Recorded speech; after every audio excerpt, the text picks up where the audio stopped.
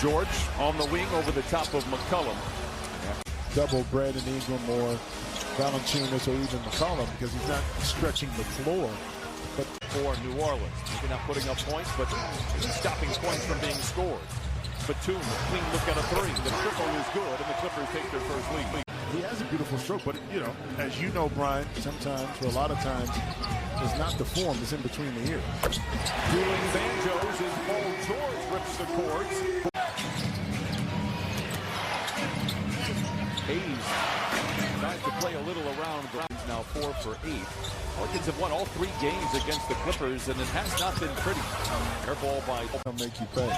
Zubac falls down the lane and rattles the street lamps out on Figueroa, and the Clippers out in front 14-9. Standing, the future in very good hands, and the future in New Orleans in very good hands. Jones, as you say that, and the way he attacks and how he plays is a lot like Stacey Aldridge. I actually thought that same thing. That UNLV team in 1991, one of the best to never win a title. George has played 7 minutes already. Guessing his number is a little more than 30. A sight for sore eyes for Luke Kennard. Back topside now to George. Clippers have hit half of their 20 shots. Pelicans 11 for 25. George for 3. Bucket. And the Clippers are 6 of 6 from above the arc. Is what you need to be very effective. Mann pulls up in the mid-range. A good contest by Valanciunas, but Terrence Mann able to knock it down for his first pass. Figure out ways to create enough space. He's savvy enough, as you see with that runner, to get it up and over even a taller opponent. Speaking of which, Paul George, my goodness. With their last 6 shots from the field, including 7 of 7 from the three-point line. George for 3. Oh, he knocked it down. Paul George with a dozen. Just have to make sure that we communicate defensively on those late switches. He can pop and he can roll. But the good news is, Brian, he has not hit a 3 in this game so far. Could be. I like where your head is at. I do. Paul George and the Clippers out in front by 8. George fires a very difficult 3. It's the first miss in 9 attempts for the Clippers. And the Pelicans have the loose ball. Clippers lead by 8.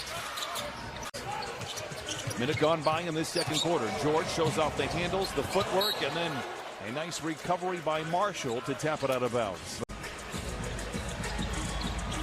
Covington hunting for George in the corner, gets around his defender. Then a turnover for the Clippers. Unforced error there, and it goes back to the Pelicans. 2 months wasn't long enough. George accelerates down the lane. Covington is open for 3. Oh, he does it again. Jose Alvarado is in there. He's number 15. Pay attention to him. Lob upstairs to Hartenstein.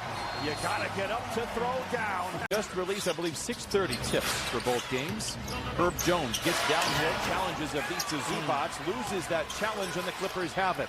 Long bounce pass from George to Batum. Clever play inside to Jackson. And are now at clippers.com/office takeover. Chipotle, Chick-fil-A. Why don't we ever get the free samples of these things? That's what we should be. Free sandwiches. So I keep some in my travel bag and in my car. Trust me, I'm in the airport all the time, bro. What a grab by Marshall, able to lay it in. When you're building on a championship roster, everybody is not going to be scoring 20 points. Everybody is not going to. A guy like Herbert Jones is always integral to winning, and that's what he does. So I think the future is very bright. Some buffer to get into the playoffs. If the Pelicans were to lose, they can still win, and they are still a favorite as Paul George ends the drought and knocks down the 13-3 in the NBA. Maybe on the planet is Willie Green. Very happy for the one-time Clipper. No look pass to Morris and no look, no catch. Previous 3 meetings. Clippers get the turnover. George attacks down the lane to the rim with the left hand. Does she hit you with the... Over here for everybody as the Clippers lead the Pelicans by 21. Well, the key for the Clippers is going to be that right there. And what I would say about Taylor Jenkins is this.